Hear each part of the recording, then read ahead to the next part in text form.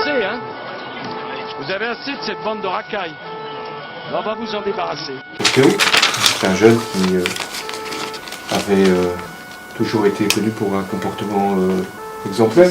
Quand un policier sait qu'il est en permanence en train de filmer ses actions, il se comporte pas pareil.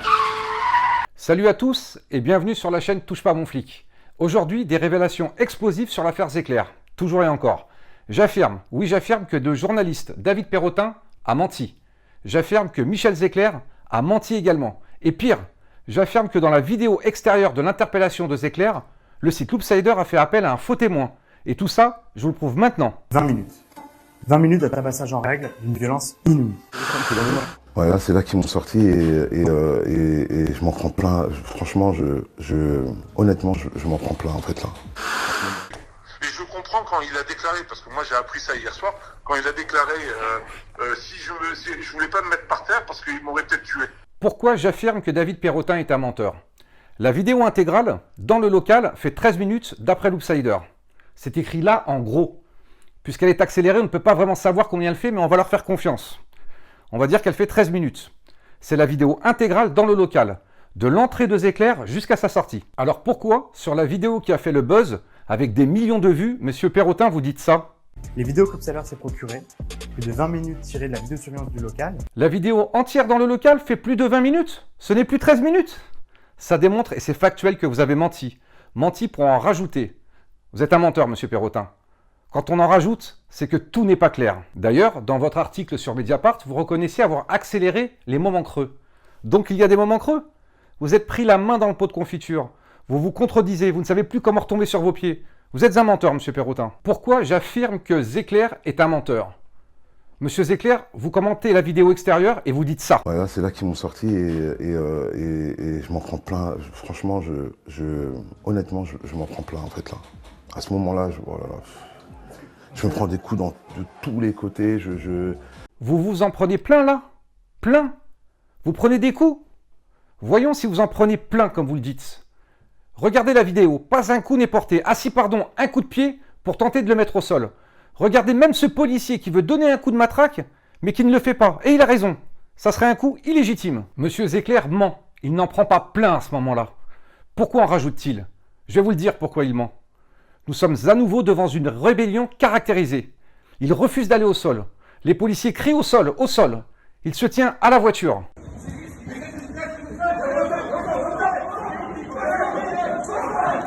Il résiste, les policiers le tirent, le poussent pour le forcer à aller au sol.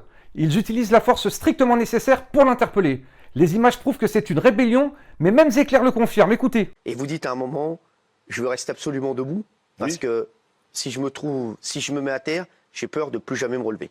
Ouais. Donc la rébellion est caractérisée par les images, mais aussi par son propre témoignage. Non, monsieur Zecler, à ce moment-là, vous n'en prenez pas plein. Vous êtes un menteur. Quand on est une vraie victime, on n'a pas besoin d'en rajouter. Allez, décortiquons la vidéo extérieure de 4 minutes 55, filmée par un témoin qui ment dans tous ses commentaires. Et je vais vous le prouver, un peu de patience. Cette vidéo, vous la retrouverez sur le site de Loopsider, le titre « Ils auraient pu le tuer ». Vous pouvez tout vérifier. Entre la sortie de Zecler et les 6 coups portés par le policier, il y a 11 secondes. Mais c'est mal connaître Loopsider. Ils vont en faire 4 minutes 55. Oui, 4 minutes 55 sur cette interpellation qui ne dure que 11 secondes. Mais que va faire Loopsider avec si peu d'images? Ils vont vous passer en boucle la scène 6 fois. Oui, oui, 6 fois. Pour meubler, ils vont faire appel à celui qui filme. Un témoin qui ment. Et rien, je dis rien de ce qu'il affirme, ce faux témoin, ne correspond à la vidéo. Incroyable. On va y venir. Comment procéder pour vous orienter et vous tenir en haleine tel un film hollywoodien? Avez-vous observé le coupage à la 11e seconde? Avec l'accélération du zoom avant et arrière. Oui, oui, c'est fait exprès. C'est pour donner du rythme. On n'oublie pas d'écrire en gros « Hurlement de Michel » et là la petite musique anxiogène.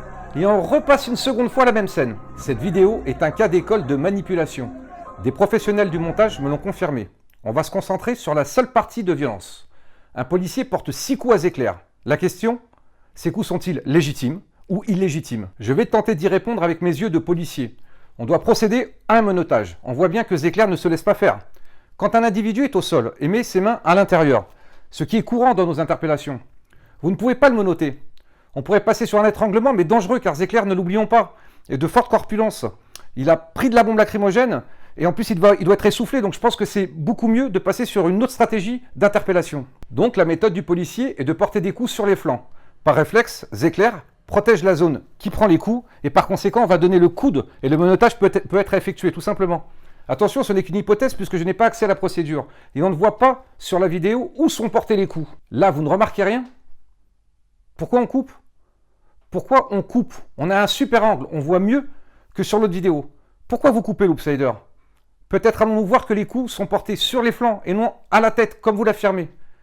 J'ai peur d'avoir compris pourquoi vous coupez. Revenons maintenant sur la vidéo du pseudo-témoin. Loopsider écrit « On voit que l'un des policiers en civil, déjà présent dans les locaux, frappait de nouveau la victime alors qu'elle est immobilisée par plus de 6 policiers pendant près de 5 minutes. Mensonge grossier. C'est pour ça certainement qu'il coupe l'autre vidéo. Suivons le policier qui a porté les coups. Il ne reste pas. Ce n'est même pas lui qui procède au menottage. Regardez, suivons-le. Et non, il ne va pas porter des coups pendant 5 minutes alors que 6 policiers le tiennent au sol. Regardez ma tête chez Hanouna quand l'ami de Zecler dit ça. Il a pris une série de coups de poing au visage par un policier âgé de 21 ans, plus précisément, puisque j'ai jeté un œil au dossier, et les images démontrent clairement qu'il était...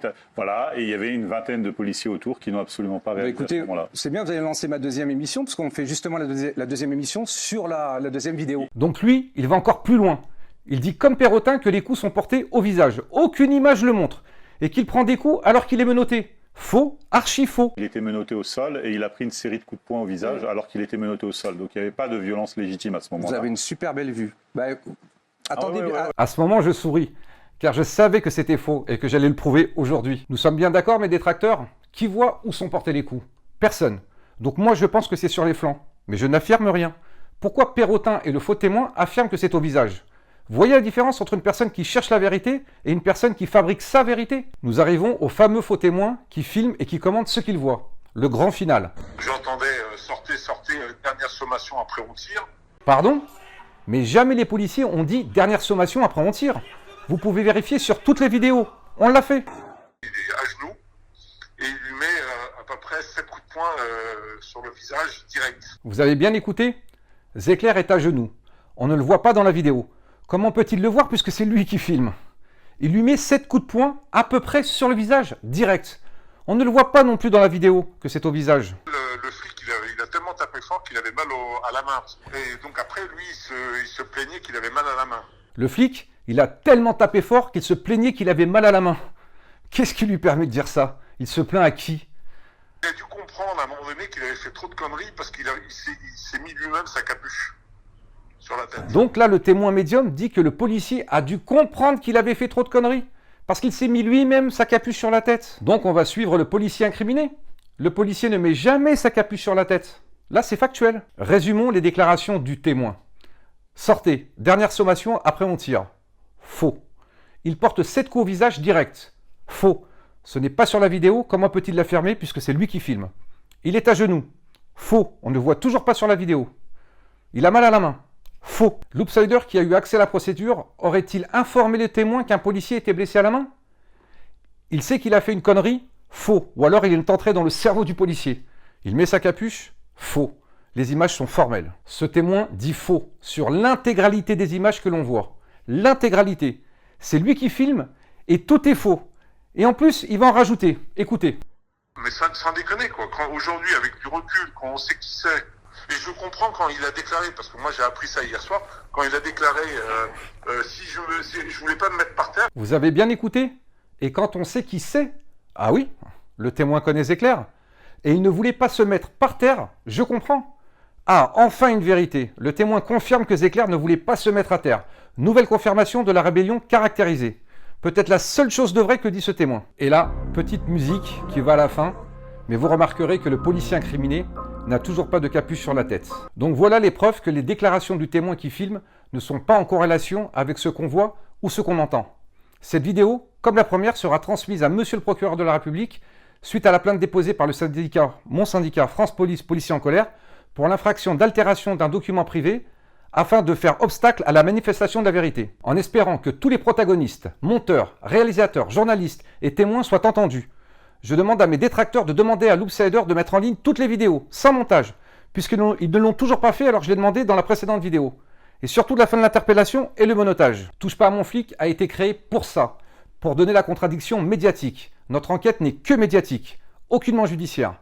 Elle est d'intérêt général pour équilibrer le débat contradictoire et stopper ce lynchage médiatique. Imaginez, vous, qu'au procès, mes collègues soient relaxés. Sans ces images, vous auriez pensé que la justice couvre la police. Mais ce n'est pas le cas. L'IGPN, la justice ne nous fait pas de cadeaux. Attention, je ne dis pas que mes collègues n'ont pas commis d'erreur. Ils se sont fait attirer dans un local privé où ils auraient peut-être dû sortir de suite. Ils pensaient certainement que c'était un établissement recevant du public puisqu'il s'agit d'une ancienne boutique. L'enquête le déterminera. Je ne dis pas que le lancer de la bombe lacrymogène était opportun ou proportionné. Le policier a peut-être commis une erreur. La justice le déterminera aussi. Mais ce qui est certain, c'est qu'il ne s'agit pas d'un tabassage en règle qui aurait duré 20 minutes comme l'affirme M. Perrotin. Les forces de l'ordre ne seront plus votre punching ball. Nous travaillons pour un salaire de misère, dans des locaux crasseux, du matériel désuet, au péril de notre vie pour vous protéger. Vous voulez salir notre police? Vous nous trouverez désormais sur votre route. Je m'adresse à vous les jeunes. Ne vous laissez plus influencer ou manipuler. Votre police est évidemment imparfaite. Mais dans son immense majorité, elle est composée d'hommes et de femmes exceptionnels au service de sa population. Aujourd'hui, nous avons démontré que l'Outsider ou Mediapart ne sont plus des médias crédibles. Merci à tous. Venez nombreux sur notre site internet Touche pas à mon flic, la page Facebook, Instagram ou Twitter. Partagez en masse. Nous avons besoin d'aide pour nous structurer, mais surtout pour organiser un pool d'avocats prêts à aider nos collègues injustement incriminés. Dans la prochaine vidéo, la présomption d'innocence bafouée par les médias. Et nous essaierons de vous expliquer ce qu'est une rébellion. Une personnalité connue de tous nous aidera à vous l'expliquer. Alors à bientôt et fier d'être flic.